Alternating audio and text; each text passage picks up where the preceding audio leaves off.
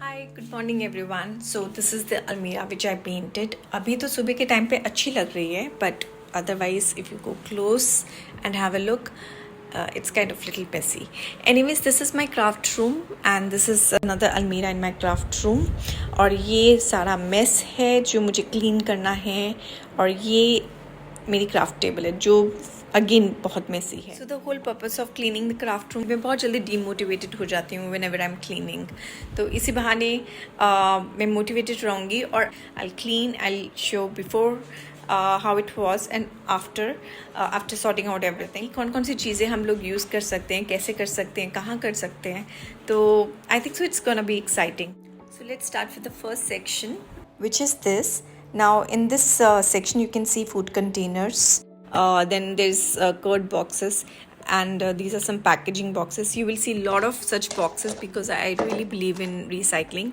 मुझे रिसाइकिल करना बहुत अच्छा लगता है क्योंकि जो ऑलरेडी चीज़ें हम जितना कम थ्रो करें और उसको रीयूज़ कर सकते हैं तो क्यों ना करें. So let me start with this box first. So आज जो सेक्शन में क्लीन करने वाली हूँ मैं बीड्स का और थ्रेड्स का.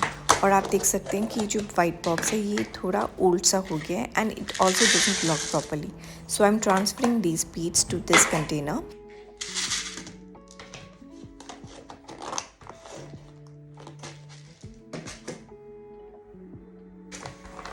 Now I'm going to go through this packet.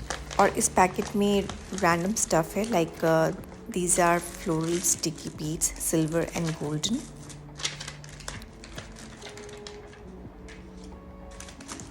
And this is macaron base and buttons. These are some wooden fences. Now these feathers I bought it from local store, Ramesh.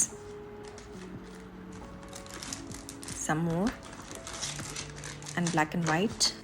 और ये कुछ fallen leaves हैं जो हम flower arrangements home decor के लिए use करते हैं, उसमें से गिरे थे. So I generally don't throw these because all of these things can be used in crafts.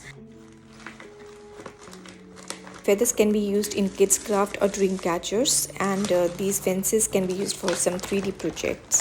So let's see कि इस कर्ड बॉक्स में क्या रखा है. Oh God, it's a big mess here. So ये सारे threads हैं जो jumbled up हुए हुए हैं, तो इनको clean करना पड़ेगा, इनको sort out करना पड़ेगा and that will take a lot of time. So आप जब भी आप craft cleaning करते हैं तो it is very important कि आप बहुत patience से करें. Loose threads को cheap and the best way to store them is take a piece of cardboard, put a slit on one side और उसको लूज थ्रेड्स को उनके ऊपर रोल कर दीजिए.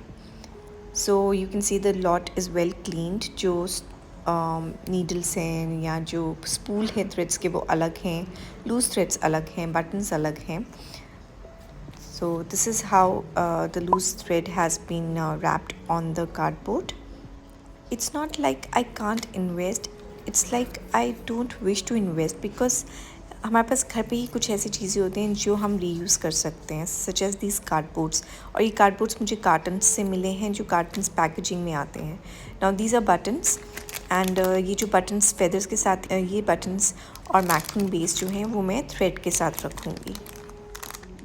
सो ये जो मैक्रोन बेस है या बटन्स हैं, this I bought it from Daiso Japan, which is a local store here. And you can see मेरा ये जो thread का lot है पूरा neat and clean हो गया है and I'm going to stock them in boxes. And this is how I have segregated. Spools अलग box में हैं और loose threads अलग box में हैं. And I hope you really liked the video, and if you really liked the idea of cleaning and keeping things in a very simple and recycled way, so please subscribe to the channel because there are more videos to come. So see you tomorrow with another video of cleaning creative mess.